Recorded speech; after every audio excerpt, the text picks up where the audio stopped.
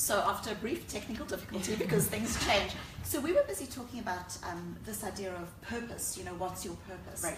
And I think, it's a really interesting question. So much of the narrative in society is really about this idea that we all have a purpose, that individuals should all have the purpose, right. and it's their job to find the purpose. Right. And I think what that does is it creates so much unnecessary stress. And it's paralyzing that you're sitting by the sidelines and you're waiting for your purpose or your passion to hit you.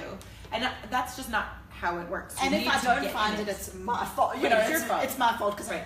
And I think that we really need to start changing this narrative, yes. because we as evolving human beings change, we alter. The story that you told yourself about what you wanted to do when you were 15 years old is different from the story when you're 20, is different from the story when you're 30. And it's only when we embrace the idea that we are evolving selves and that we actually have many values and many yes. purposes and many senses of meaning that we are able to connect with this, what is my value right now and how do I want to move forward in a way that's congruent with it. And you call it value, I call it meaning, right? To go back to the things that are meaningful to you. And sometimes it's fun, adventure. It doesn't have to be lofty. It doesn't have to save the world, right? It can be something that matters to you. And the example I often give is when I got out of school, I was told to do something I was good at, right? Not something that was going to change the world. What was I good at? So I was good at asking nosy questions and writing stories, so I became a reporter. Yeah. And I started out at the American Lawyer magazine, which was phenomenally boring. And I learned how to be a reporter, and it wasn't until my second and third job when I went from the American Lawyer to a teen news magazine and then went to join the launch team of Cosmo Girl that I realized how meaningful it was to have conversations with young women yes. about becoming who they're meant to be.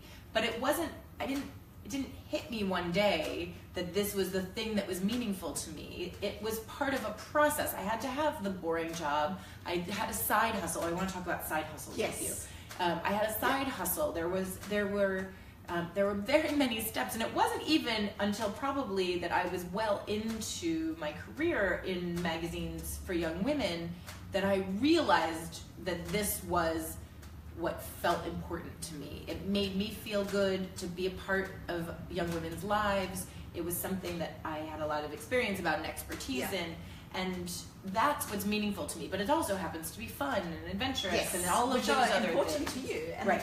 those are my values. I think that's right, and they very much are connected. Audra wrote a question of how do I find something that is connected with learning, for example. Yes. How do I find a career that's connected with learning?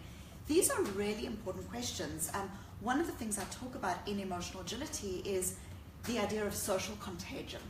Social contagion is where your friends are doing things and so you want to do it, or your friends are driving a particular car and we want to do it. Now, we are all impacted by social contagion. There's fascinating research, for example, that shows that if you are on an aeroplane and you are trying to look after your health, but your seatmate buys candy, even if you don't know that person, you are 30% more likely to buy candy. Yes. We know that when people, even 2 or 3 degrees of separation from us, get divorced or put on weight, even if we don't know the person, we are more likely to get divorced or put on weight. Wow. So what starts to happen is we start to, all of us, become impacted by social contagion. What are our friends doing? What are other people saying in the newspapers? What's Donald Trump doing? And what's really important, I think, in this question of how do I embrace a big life that is my big life, not someone else's. On your own terms. On your own terms. On your own terms. Is this idea that we know that if you start connecting with your values, just like Audra has done, a value of learning, that if you start saying, what are my values? What is truly important to me? What did I do today that was worthwhile?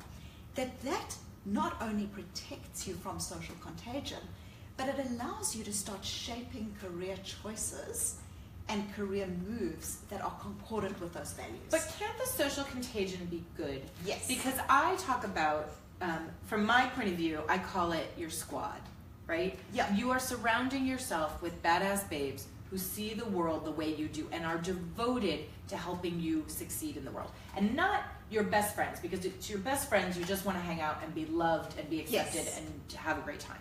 And not your coworkers, right? Because you're working together and probably competing to some degree. But this is a squad of chicks who are in your industry or in surrounding industries who come together, who are for you. However, what I talk about also is that sometimes you find yourself on an airless planet where nobody sees the world the way you do, and you can't connect in real life and have a glass of wine with some chicks who in your squad. That's when you need what I call a feed of inspiration. That you clear all the negativity out of your social media feed and you fill it up with people who inspire you. And that is a kind of social contagion that's very important. I follow a woman who, I love her, she's an amazing jewelry designer, Jennifer Fisher. Oh, tell us. Yeah, she's beautiful. And her jewelry's beautiful, but also she posts her family and she posts her avocado toast. And so I love this idea that she's a big, powerful woman with a very high profile, sexy business, but she's devoted to her family and she cares about her health. And that reminds me to care about my health. Absolutely. And to love my family. Social contagion impacts in both positive and negative ways. And I think the really important thing is being aware of it and being connected with, is this move that I'm making, is this career choice that I'm making, is it my choice? Yes. Or is it someone else's choice? Right. You want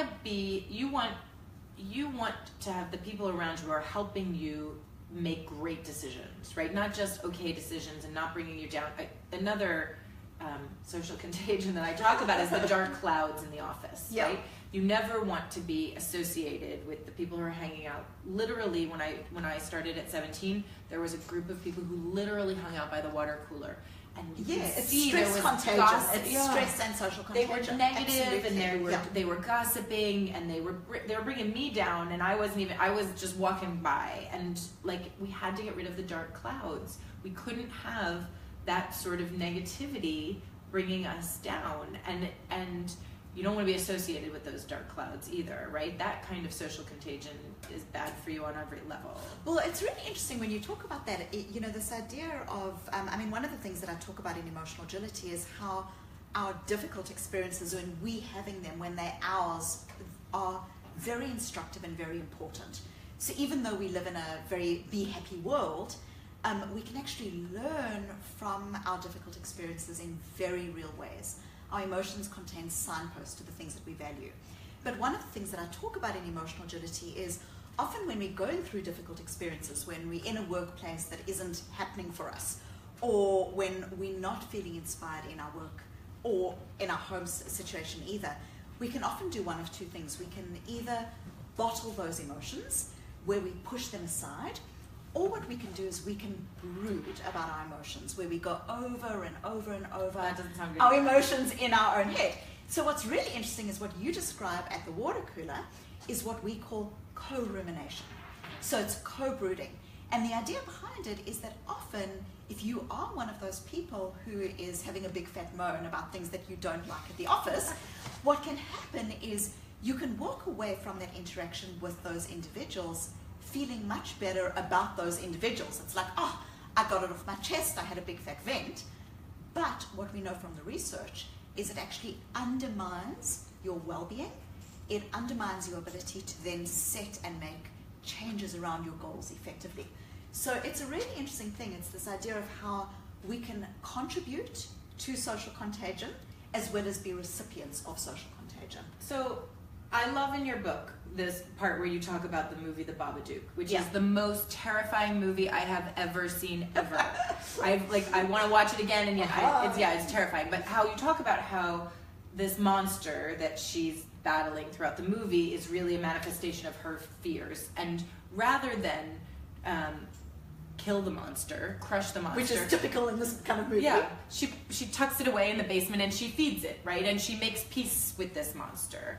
And that to me is such an important idea, that these uncomfortable feelings, I call the itchy emotions, that's what I call it, the things that are keeping you up at 3 o'clock in the morning, right? The things that you can't stop agonizing about, that you need to make peace with them rather than try to make them disappear. Absolutely. So one of the things that I talk about in in the book is this really critical idea that when we experience difficult emotions, we often want to just push them aside.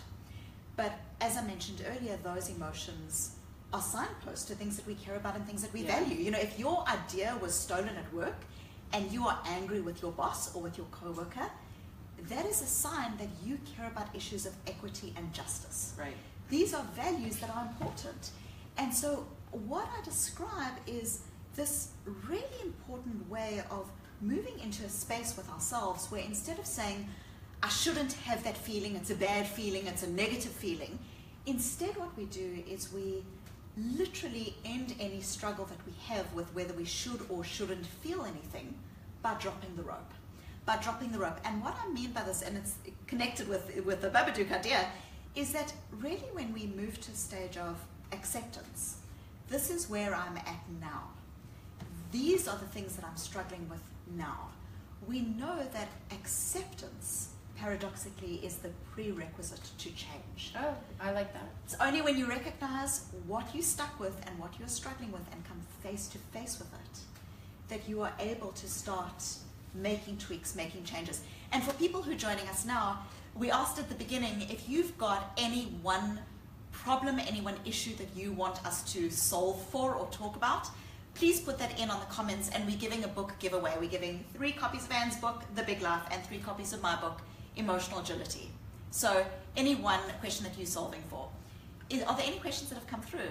What if the thing you're trying to solve, the thing you want to change, because I hear this all the time from young women, that what they see is that the world is stacked against them, right? They say, and to be honest, they're not wrong, right? I hear so often when I tell senior executives that I'm writing a book about the power of millennial women, they say to me, ugh, millennials, what do you hate most about millennials? And so before I can say they are game-changing rock star pioneers, they tell me lazy, entitled, self-obsessed. And when you know that your boss or your boss's boss sees you as a huge management hassle, it's hard to move ahead, right? Yes. It's hard to feel seen and validated and to feel like you are doing something meaningful. When you are itchy to move and your boss just wants you to sit still, pipe down, follow the rules, and you don't want to. So when the thing that you want to change feels like it's outside of yourself, how do you do that? So there are 2 things that I would say to that. The first is that we often speak about change as being these big, massive changes that we need to make. You know, this is the wrong career for me, I've got to move to a different career, or I've got to go live on a deserted island somewhere, or I've got to, you know, we often think about change in terms of these big, massive changes. Right. And one of the things that I describe is the importance of recognizing that when you make small, values-aligned changes in your life, in your job, in your role, in your career, that is very, very meaningful and very important. So the first thing that I would say is, you know, when you're feeling frustrated because it feels like the world is stacked against you, it can often then imply that we need to change the world. Right. Which is big and which is feels often intimidating. Yeah, But if we instead start saying to ourselves, what are things that I can do that are values aligned, but that are what I call tiny tweaks? Okay. Tiny tweaks. Small shifts that I can make. We know that those small shifts make a big impact. The other thing that I would say is I often get asked this question, you know, when I'm being interviewed by Harvard Business Review, for example, people might say, but what if my coworker is not pulling their weight? What if I really am in a work situation where my boss is against me? You know, what if? And I think so often we become very connected and very hooked. I use this word hooked, with this idea of right and wrong. You know, they are wrong and I am right. And when we are in that space of being hooked, we are effectively inagile. We are letting our thoughts, our emotions, and our stories constrain us. So what I would do is I would ask this question of someone who was saying, what do I do in this situation? I would ask this: what actions can you take that are serving you, that will serve you, that will serve the person who you want to be, that will serve the leader that you want to be, that will serve the career person you want to be? Because I think what happens is we get so stuck often in the it's me against the world, And even if it's true, we still get to choose who we want to be and how we want to be in these actions. Right. Any questions? Great. Thank you. How do you avoid over-attachment to other people? It can be difficult to let go. Ooh. So that's a really, really good question. How do you avoid over-attachment to other people? It can be difficult to let go. Is it a problem? Do you not want? You need people. You need your squad. You need your sisterhood. You need your friends, your family. You need people. So my suspicion, and I, may be wrong here, is that this is a question of, when I'm feeling a sense of need with others and a sense of connection with others, and maybe it's not being reciprocated in some way. But the truth is, though, that relationships are everything. That for me was the biggest lesson of writing The Big Life, is that I had all of these women around my dining room table, and they were so devoted and connected with each other. And in the same way that we all put ourselves on Instagram because we want to be seen by the world, right? You need your people around you who see you and who are there for the journey with you. But you're right, if it's not being reciprocated, if it doesn't feel like a sisterhood, it doesn't feel like your squad, you gotta find your squad. Yeah. Right? I think this idea, a sense of belonging in a way that is that feels just right, as opposed to, I need this person more than, so if feeling needy is a very uncomfortable feeling. It's very, very itchy to be needy. It's very, very difficult to feel that. And so again, I think if you recognizing that in yourself, that again is a signpost to what is really important to me is a sense of belonging. Yes. And I don't yet have my squad. And I love, Elizabeth Gilbert talks about this idea that when she was writing Big Magic, and even in her prior books, how she often, struggled with this idea of, I want to be a writer. Yeah. And people going, oh, you crazy, and it's never going to happen. And what she did is she had to create the squad. Right. She actually had to find the people who she felt she could have that reciprocal one-on-one connection with. I always say that if there's somebody who's doing something amazing, your eyes light up when you hear about what they're working on, volunteer to help them. Ask them, how can you get on board, right? Go to drinks, go to coffee, go to whatever their thing is, right? I think that very often we feel like it feels so hard to find new friends, new people, new connections, but that everybody wants to be connected. Yeah. Everybody wants support and love and wants to see your eyes light up. I think it's easier than ever to find your people. I wanted to talk about. I wanted to go back to one of the other threads that you brought up, where one, sometimes the challenge that you're feeling is outside yourself, right? Yes. The world is stacked against you. But I have also found that a lot of times for young women, the challenges they're facing are because they're holding on to old ideas. Yes. And so for very specifically, the old ideas that I have seen that are standing between young women and the big life they want to build are, well, number one, this imaginary deadline that 30, right? That you must have the career buttoned up by the time you're 30, you must have the big job, and you must have a baby plan. And I heard this again and again. I had my 2 babies at 37 and 44, and I backpacked around the world for 2 years by myself. Not even amazing. So right. I mean, it's me too. I was 40 and 42, so there you go. Baby conversation done. But when they're real, you're holding on to old ideas that don't serve you, right? You talked about that. And I've said to so many women, nod, yes, I really feel pressured about 30. Oh my gosh, what's going to happen at 30? And how do you let go of that idea? It's easy enough to say you have to let go of that old idea. It is standing in your way. But how do you tell yourself a different story that works better? I think that's so important, because so often what we do is we crawl into stories. Some of them were written on mental chalkboards when we were in grade 3. Stories about whether we're good enough, what I need to have accomplished by a particular time. Stories about who I can be or should be. Right, and those stories, and we inherit those stories a lot of times. We very often are not writing those stories for ourselves. We often Somebody inherit else them. Yeah. We often inherit them. But what happens is we crawl into the story, and that story starts to represent our life. So it starts to constrain the, should I apply for this job or shouldn't I? Oh no, I shouldn't, because I'm not that kind of person.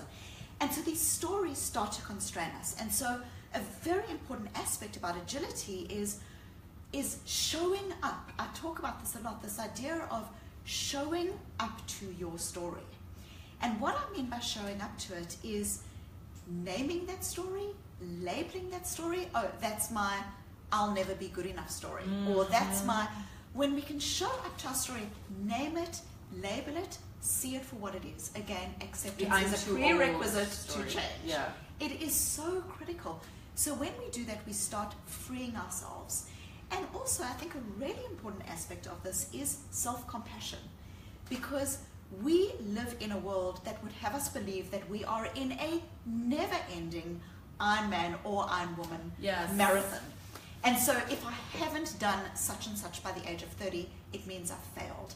And this just isn't, it isn't true. But we look, our Instagram and our Facebook, we have to put out this perfect idea of what life should look like, right? And it doesn't leave any room for vulnerability.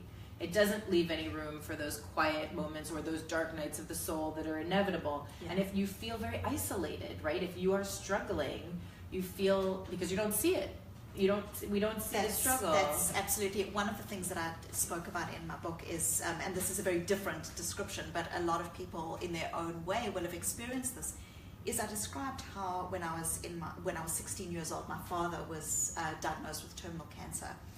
And I remember going to school and none of my peers would talk about cancer or would talk about their fathers because they were worried that somehow talking about something that would make me uncomfortable would make me more uncomfortable. So I would go to school every day and there was this almost no conversation that happened around these difficult experiences. And, life's beauty is inseparable from its fragility. We often on Instagram see the beauty. We often see the perfection. But life's beauty is inseparable from its fragility. There are setbacks, there's illness, there is loss. This is the reality of the world as it is, not as we want it to be. And what was really interesting about my experience is I had this amazing, amazing English teacher who encouraged us to keep journals. And in this journal, every day I would have this secret silent correspondence with this English teacher about my father who was dying and then dead. And I not only felt seen, but it became the catalyst for my entire career as a psychologist because what I recognized is that going to those difficult emotions, labeling them, labeling the stories and working through them are ultimately what are going to help us to become resilient and ultimately help us to live a big life. So how do we do that for, that was such a monumental moment in your life and such a big mountain to climb. So how do you do that in sort of your day-to-day, right? Like how can that idea come to work when you are just a girl who's like sitting at her desk, eye rolling, feeling miserable, Absolutely. And feeling like the world is stacked against you? So a couple of things. Firstly, I think it's really important that when we feel hooked, what we're doing is we're having an emotion or a thought and we're treating that emotional thought as fact. Okay? Right. So okay. Who's in charge here, the thinker or the thought? So let's say so I'll never meet a guy I'll who never honors meet me. someone. I'll never meet someone. This job is a dead end. There's no point in me even trying, so I'm just not going to try. I may as well be quiet in the meeting because there's no point in talking. Right, they're not listening to me anyway. They're not listening to me anyway. Nobody's going to hear me. What you're doing in this situation is who's in charge? The thought is in charge. Whereas you are bigger and more beautiful and bolder than any of that. You have your values, you have your emotions, you have your stories, you have so many aspects to who you are as a human being. So the one thing that I would say when someone is sitting at their desk feeling stuck is, who's in charge here, the thinker or the thought? Okay. How can I recognize this emotion that I'm feeling stuck, that I'm feeling angry, but also make choices that are aligned with who I want to be in the world? So yes, I might say I just need to be quiet in the meeting and there's no point in talking, but what's really important to me is to be a contributor. So I'm going to look for ways to contribute. So that's the first thing I'd say. The second thing that I talk about in emotional agility is even very simply doing things like journaling.